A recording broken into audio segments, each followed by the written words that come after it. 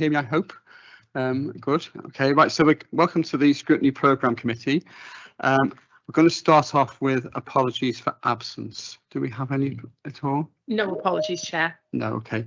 And also I need to welcome our two new statutory education co-optees, Beth Allender and Dr. Elizabeth Lee. I don't actually know if they're with us because Dr. Lee, welcome, and welcome to the meeting. Right, item 2 is disclosures of personal and prejudicial interest. Does anyone have any interest to declare? No? Okay, thank you. Item 3 is prohibition of whip votes and declaration of party whips, as if anyone's going to declare them. No, anybody? No? Okay. So item 4 is the minutes. We've got 2 sets of minutes to approve. One is the 15th of March, which basically we looked at the complaints annual report and the procurement scrutiny inquiry final report.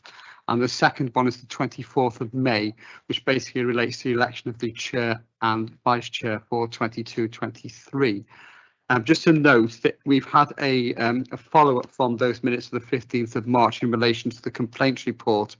There was a query raised that the head of digital and customer services undertook to respond to, where the council was seeing a rise in the proportion of complaints being made by legal firms acting on behalf of residents, given the proliferation of companies advertising no win, no fee.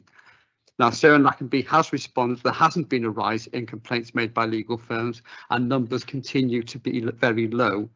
But to give further context, should a complainant explicitly state in writing that they intend taking legal action, then they would effectively suspend the complaint until that legal action has been completed.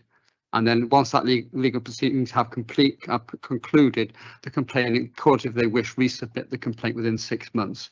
So, but at the moment, there's no increase in the number of complaints made in that way.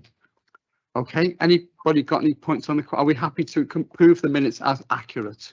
First of all, yeah, Wendy. Anybody got any matters arising on the minutes? Don't normally take matters arising just in case. Okay, thank you. In that case, we're going to move to item 5, which is the public question time. We haven't had any questions received I'm aware of. There is nobody sitting in front of me in the public gallery and nobody online, so I'm going to assume we have no public questions. So that moves on to item 6, which is the role of the Scrutiny Programme Committee. Rich, do you want to take us through this report? Okay, thanks, Chair. So it's the first meeting of the municipal year, so it's really about making sure that everyone is clear about the role of the committee. So whilst it's familiar to those who have served on the committee previously, it should be particularly helpful to those who may have only recently joined the committee, or in fact anyone observing the meeting for the first time. In fact, there's 4 new councillors plus 2 who have never sat on the committee, and we've got, as you said, Chair, 2 new statutory education co-optees. So the committee's responsible for managing all scrutiny activity through a single work plan. So work's either carried out by the committee or it's delegated elsewhere. So what that means is the committee itself is going to have a plan of work, but it's also going to establish panels and working groups to examine specific topics or issues to enable the engagement of all non-executive councillors in the scrutiny process, and regardless of committee membership, and enable their participation in topics which match their areas of interest. And the membership of panels and working groups, as well as the appointments of a lead councillor, which we refer to as a convener, is a matter for the committee to determine. And the role of the convener is explained in the report. So the committee is going to monitor all agreed scrutiny activities and outcomes to ensure that the programme is being delivered effectively and in accordance with the committee's wishes. And the terms of reference of the committee are included in your papers for your information.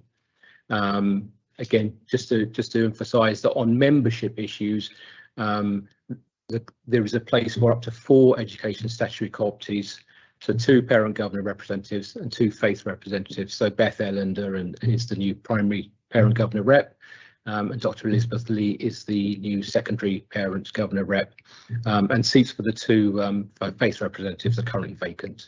And just to clarify that these co-optees have voting rights in relation to any education matters that are being discussed within the committee, but they will also be entitled to sit on any panels and working groups related to education. For all of the matters that are being discussed, they're allowed to remain and participate. Previously, the committees also found it beneficial to co-opt in a non-voting capacity those councillors appointed as performance panel conveners, not already on the committee. So, and also as the committee with responsibility for scrutiny of Swansea Public Services Board, it has also involved representatives from partner agencies in assisting with that scrutiny. You'll see in the report then that the committee members are asked again to agree that approach to enable their continued co-option. And finally, teamwork is important to the committee success, and there's some practical considerations within the report that could help achieve this, and some examples are given around effective working, and as it meets, whether you're a long-serving or new member, you should all reflect on the way that you work together as a group, how you plan work, how you plan for meetings, and evaluate how well meetings have gone. So, look at room for improvement to be more effective in the way that the committee works. So really, Chair, we need to ask whether there's anything that members are unclear about in terms of the role of the committee and the content of the report. And if anyone wants to raise anything about effective committee working, otherwise there's a couple of recommendations for you there in the report. Okay, anybody got anything you want to raise on this particular item? No. Can I therefore ask you to approve the recommendations in this report? Are we all in favour? Great, I'm taking silence as consent, and some people have raised their hands. Thank you very much for that. Excellent. Right, now item 7 then is the scrutiny work programme. Now there's a number of decisions we have to make on this in this particular report, so I'm going to take us through it bit by bit. So the draft work programme is part of this report, takes into account last year's work programme, work already committed, and feedback from the work planning conference that many of you attended. There were 39 councillors and 2 education co-optees at that conference, which include input on council priorities and strategic challenges and public issues. And the conference papers are attached as well for information. So the proposed draft work programme is outlined in both section 4 and appendix 3, shows the topics that will be looked at either through in-depth work, ongoing monitoring activities, or with a light touch, and is presented to you for agreement. This includes suggestions made by councillors, by corporate management team, and by the public. And you can also see how the programme provides coverage of scrutiny across all cabinet portfolios and relates to corporate priorities. So that's the overall programme, which identify inquiry panels, performance panels, and working groups, as well as work that the committee itself would focus on. So looking firstly at the committee itself, a draft work programme has been developed for the year ahead on appendix 4, which picks up on specific issues of concern for focused discussion at committee meetings, and we also will coordinate pre-decision scrutiny activity. It also shows the cabinet forward work plan, and is included in each committee agenda so requests can be made. And just to note for new members, you will be sent the cabinet forward work plan every week, and it's always worth looking at that to see what's coming up and whether you feel it might be raised for a scrutiny topic or at the committee or a particular panel. So in general terms, can we just approve the work programme? Are members happy or have any questions on the particular work programme? Terry, do you want to put your mic on? Yeah, I missed yesterday. My granddaughter's had to go into hospital, so I was back and forth there for a couple of days. I did say previous to these meetings about the work programme regarding the police. 2 meetings instead of the one could be a good start for us. Apart from that, I've got nothing else to say. I will come to the end later in the meeting about the police, because we have a suggestion as to how we can take that forward. Okay. But we are looking at 2 meetings with the police, so that's Thank you. that's right. Happy. Everyone's happy with that. Anybody got anything else? Any other questions? Can we agree therefore the work programme as it's set out there? Yeah. Okay. Who's that? Councillor White. Mike. Sorry, Mike. Yeah, no, I'd just like to endorse what Councillor Hennigan has said, because, you know, a lot of the issues are, as you know, you attended meetings with me with police officers within our constituencies, and clearly it's about building that relationship, and I think that's going to be important if we are going to look at scrutiny within the antisocial behaviour chair. But I'd just like to endorse the points that Councillor Hennigan has made of having more than one meeting, you know, so we can monitor and sort of you know, hold the actual police to account if we have got issues. Okay, well, I'll do that now then, because if you note in the last item of your agenda, we have letters from previous committee sessions. One of those is reference to the Crime and Disorder Safer Partnership Scrutiny, which took place in February, and that's the letter which has come out of that, which we sent to the panel, the Crime and Disorder Panel Partnership. What we said, members have already identified antisocial behaviour and subsequently domestic abuse as inquiry topics. So those are going to touch on the work of the Safer Swansea Partnership over the next year or two. The Safer Swansea Partnership also reports to the Public Service Board. So it's also relevant for any Public Service Board scrutiny session, which this committee does. So we scrutinise the Public Service Board. For example, the Strong Communities Wellbeing Objective encompasses the work contribution of the Safer Swansea Partnership to achieving this objective and is covered in the Public Service Board annual report. And we will be having the Public Service Board annual report at October's committee. So any additional committee session with the police will then need to have a clear and specific focus, not simply repeating what you know the annual meeting we have. So, for example, any aspect the committee wants to drill down into. Now, looking back at the February 22 session, committee members were keen to engage with the development of the new Safer Swansea Partnership strategy and also pick up progress in relation to improvements following the Mayhill riot. So that's ripe for a follow-up meeting of discussion, and we could do that either as a separate committee session or we could do that as part of the Public Service Board scrutiny. So that's the intention, is to sort of pick that up as a separate scrutiny, and then we'd have the police back for their annual report as well. So we'd have two sessions then looking at those particular issues and how the police respond to it, if people are agreeable to that approach. Yeah. Could I just add to that, Peter? Yeah, Mike. Regarding the police, that they or we have set up what they call, we had some trouble on Broughton Avenue, and they've set up the Broughton Avenue Working Group. I don't like the name because it's identifying just one street in a community, which is wrong really, but it's a start, and maybe further down the line I'll be able to feed a bit of that regarding antisocial behaviour into this committee. Yeah, absolutely. Absolutely, but I think we also need to be aware that we are not technically the body that should be scrutinising the police. The police have their own panel. The commissioner has a panel which scrutinises him, and the police are responsible to the minister in the Welsh in the Senate, and also to the Home Secretary. So what we're doing is we're picking up scrutiny in relation to functions which this council has a handle on, but also in relation to the Safer Swansea Partnership, which we're a member of, and which includes the police, and which encompasses the whole range of issues which the police have to deal with. So that's the way we're getting into scrutinising the police, through that method there. Okay. Right, if everyone's happy with that, then can I take it that the work plan has been agreed? Yeah. Okay, thank you. Right, moving on then, it is proposed to set up an inquiry panel to look at antisocial behaviour. There are some ideas about the sort of work the panel could look at. The panel itself will develop its own terms of reference and identify the key question for the inquiry following an initial briefing session on the topic, and will probably take up to 6 months to complete.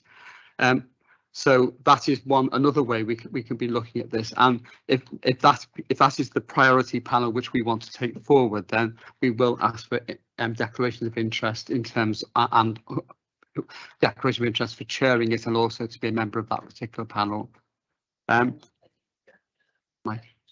Mike. Didn't we do one a couple of years ago, a one-off on antisocial behaviour? If I remember right. A few years back we did, Terry. Yeah. Yeah. But this is a more in-depth look over. Yeah. Okay. Lovely. Okay. Terry, do you want to turn your mic off? Thank you. Okay.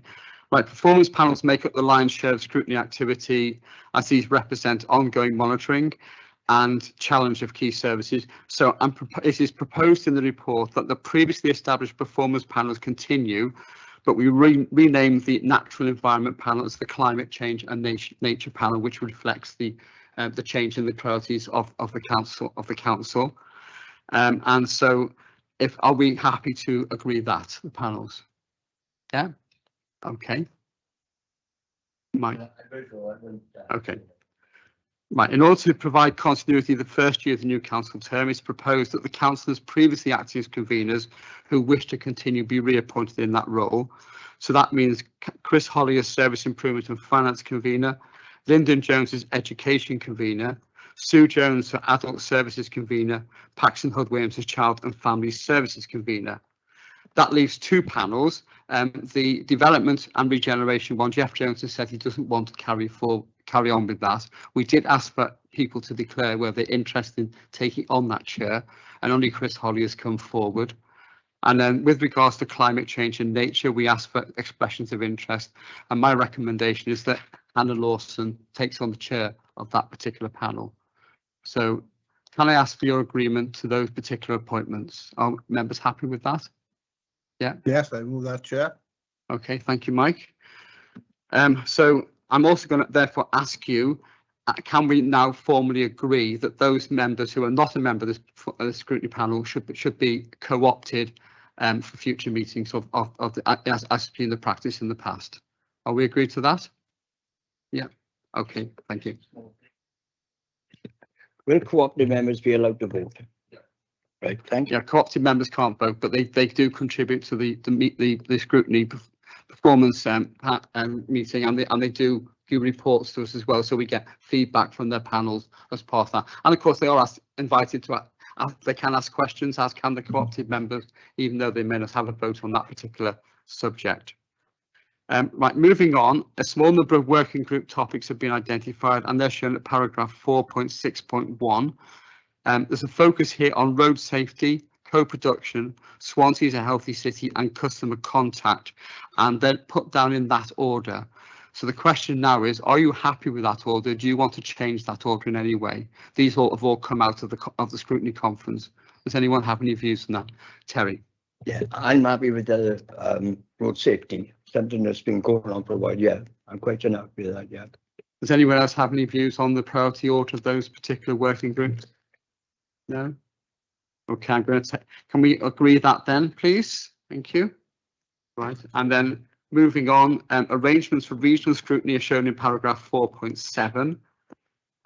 And just to reiterate, the work programme will be subject to requests for scrutiny throughout the year, and section 5 of the report will covers that.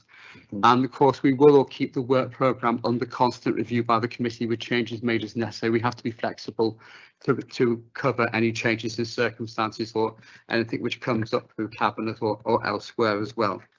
So in general then, can I ask you to agree agree everything in front of that as a whole?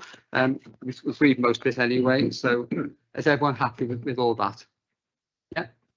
Okay, thank you. And finally, on that item, the next committee meeting will take place on the 16th of August, and the Cabinet Member for Equalities and Culture, Councillor Elliot King, will be called to attend to report on and take questions on his responsibilities relating to the archive services and developments around the new community hub, which will house that service. It isn't just archives, of course, it's going to be a front end thing for the council, but we're just about to issue tenders for that, I understand, so we're doing that in advance on that. Has anyone got anything else they want to ask on that particular report at all? No? Okay, in that case, I'm going to move on to scrutiny letters which have been there for information. I've already gone through the feedback in relation to the antisocial behaviour and the police, which is on there, but they're there for information only, unless anyone wants to raise anything from scrutiny letters. No? Okay, thank you. And that, I think, is going to bring it to an end, the meeting to an end. It's a quick meeting today. It won't be so quick in future because we'll have cabinet members to ask questions of. But that meeting is on Tuesday, the 16th of August at 4 p.m. Can I thank you all for attending? Thank you very much indeed. Thank you. Bye-bye.